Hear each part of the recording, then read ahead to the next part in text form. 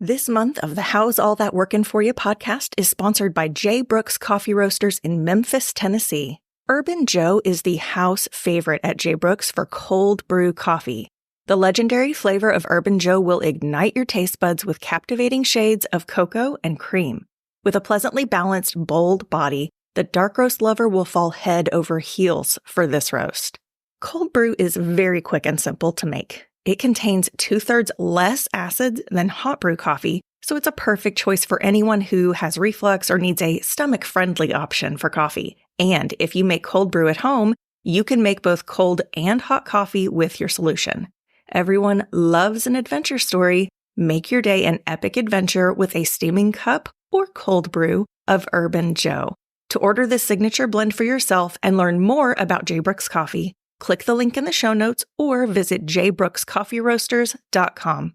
That's the letter J, brookscoffeeroasters.com. You are officially invited to create some breathing room. This is the absolute best podcast to find the strategies, resources, and motivation you need to stop drowning in overwhelm, break free from hustle culture, and live out your God-given purpose.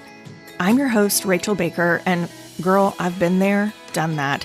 It is my God-given purpose to help you find space for an intentional life so you can confidently live in those strengths, skills, and passions that light you up and serve others.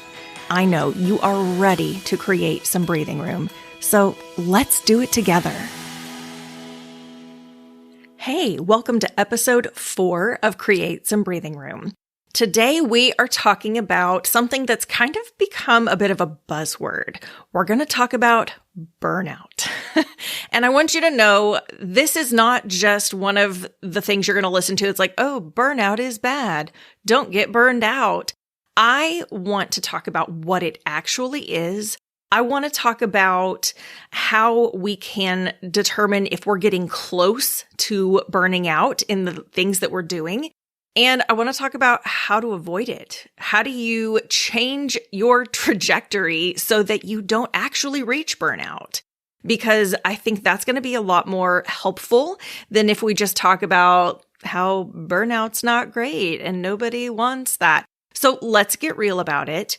And let's start by talking about what even burnout is. I think a lot of times when we talk about this concept, you think of things like, I'm just exhausted. I'm tired. I don't want to do these things anymore. Work is too hard, or something similar to that. Burnout is not just, this is hard. It's not like you run out of gas and swerve off to the side of the road. Burnout is crashing into a wall and exploding into flames and being burned to a crisp. That's burnout. Okay, so here's what it can look and feel like in a practical sense. When you have hit burnout, you are not productive. You're not as motivated. The motivation is gone. Productivity is gone. You have nothing left to offer the world. And because you feel that way, but you know there's still stuff that needs to get done, you're more irritable. There are mood swings. Some days you're just floating along, trying to get by, and then bam, you are cranky as all gets out. You might have trouble sleeping, which does not help with your irritability. Insomnia is a very real thing. There are physical symptoms that come with burnout. There are headaches, stomach aches. Your hormones are going to get all out of whack. If you have super high stress, cortisol levels are going to be high. And with all of this going on, you feel completely out of whack, fried to a crisp. There's a very good chance that you are withdrawing from people. You are not as interested in hobbies, things that made you happy and brought you joy. Not so much anymore. There's just nothing left in the tank to give. Because remember, it exploded. It caught on fire. Now you're burnt to a crisp. This, obviously, is not where we want to land. So if you are already feeling overwhelmed you feel like your plate is too full. You feel like there's not enough of you to go around, right? We talk about I'm spread too thin. There are not enough hours in the day. I don't know how I'm going to get it all done. We're not going to live here, okay? You cannot live here. This is the path to the crash and the fiery explosion. I do not want that for you. So regardless of how you personally deal with feeling overwhelmed, I want you to know there are several questions you can ask to do kind of an overall capacity assessment, right? This month, we're still talking about looking at our personal capacity. What does that look like? What does that mean? How do you measure what you can actually do, get done, manage within the day-to-day? So let's talk about some of these questions, some of these things that you can look at to assess what your capacity is and where it's at with all that you have going on in life. So first of all, you're going to look obviously at the number of tasks and appointments and events. What is the number of things that you've got on your plate? And this is looking at your available time that you even have to give, your available energy, because things take energy, right? And then what's the level of difficulty?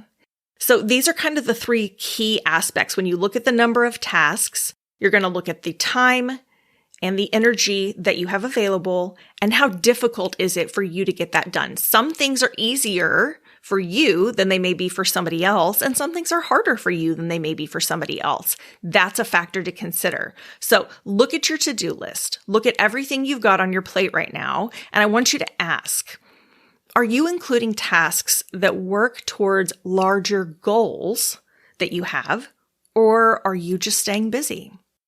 So what is the purpose of each of these things that fill your time? If they do not align with your goals, your values, the place you're trying to get to, why are they there? What is their purpose? That's the first thing I want you to look at. The next thing is, do you have enough time to actually plug this in today? And part of that is, do you have a good sense of how long something will take you? Some things we know, if you have a meeting, you have an appointment, you know this is going to take 30 minutes. This will take 1 hour. But then there are other things you sit down to do it, and you may not have a really good idea of exactly how long it's going to take. Maybe you plug it into this 20-minute slot, and it's actually going to take you an hour and a half. That's not going to work. So do you have the time to plug it in where you've put it? And with that in mind, do you have a good sense of really how long it's going to take? So ask that one. The next question I want you to ask is, what else do I have going on today or this week? So are you considering the appointments, the meetings, the events when you are filling your day with these other tasks that are on your to-do list, whether it's personal or work? It doesn't even matter. Either way, you've got to consider, if I've got a meeting, if I've got a doctor's appointment, if I have to pick up my kid from school to take them to a doctor's appointment, and then do I have to take them back to the school? There's just so many factors that a lot of times we don't look at honestly, the time that they take and how they're going to interfere with all the other things we want to get done. If you're only looking at your to-do list for the day, and you say, I can totally get all that knocked out today, and you don't consider the fact that you've got a doctor's appointment at an office that's 25 minutes from your house, that just cut into the number of things you can actually get done in the time that you have. So make sure you look at what else you've got going on in your day. All right, we're going to look at 2 more questions. The next one is, how much energy does this task take? And the idea behind this, when I'm looking at my calendar, I have to look at the energy I have to give for the day because we've only got so much. That's not an infinite resource, right? Eventually, you're going to collapse or you're going to get cranky or whatever. So if I have meetings in one day, that's going to take a little more energy than if I am folding some laundry, right? Those are completely different tasks. It seems like apples and oranges, but they're all things that have to get done. So I could probably fold some laundry on the same day that I have meetings with people. But if I have a day that has 3 meetings already on it, and then somebody else wants a coaching session, I know that's not the day to put the coaching session. I've already got 3 meetings. I am peopled out. I would 100% rather sit on my couch with some episode of something from HGTV rolling in the background while I fold laundry. I can put that on the same day. But to also prepare and interact with another human for an additional however long and do this coaching, that's a lot more energy. That needs to go on a day where I don't have 3 other meetings. So as you look at the day, as you try to find places for these tasks to go on your calendar, how much energy does it take? And which day do you have other things that it's compatible with so that you are not completely drained by the time you wrap it all up? All right. And the last question, is this in your wheelhouse? Or are you going to have to stretch yourself a little bit to get this task done? So for me, things that are in my wheelhouse, I can write, I can speak.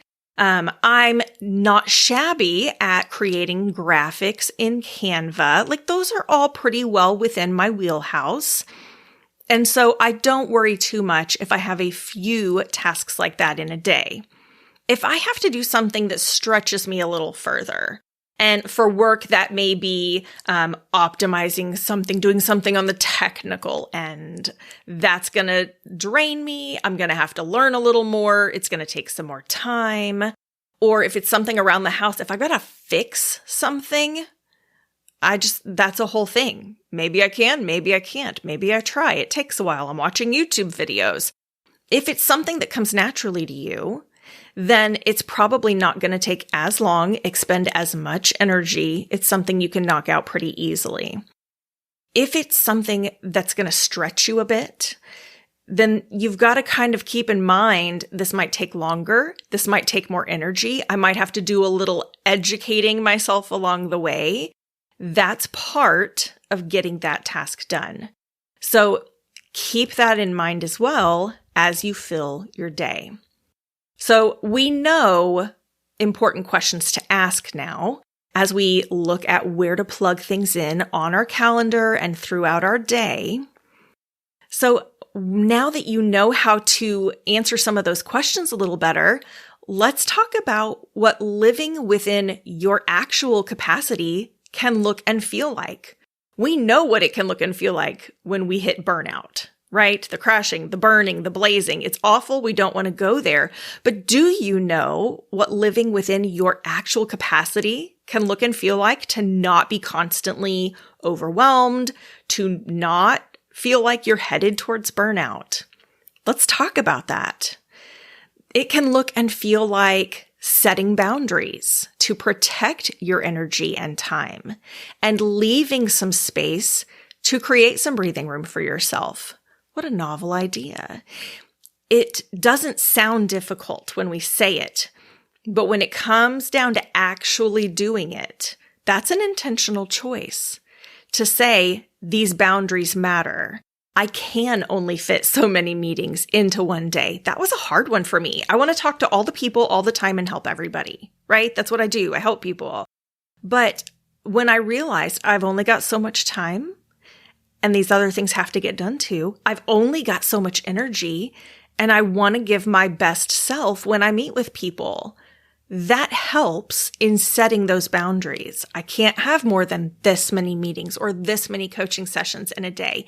And then maybe a day or two after that, I need to work on other things and not have that interaction because my introverted self needs to recharge.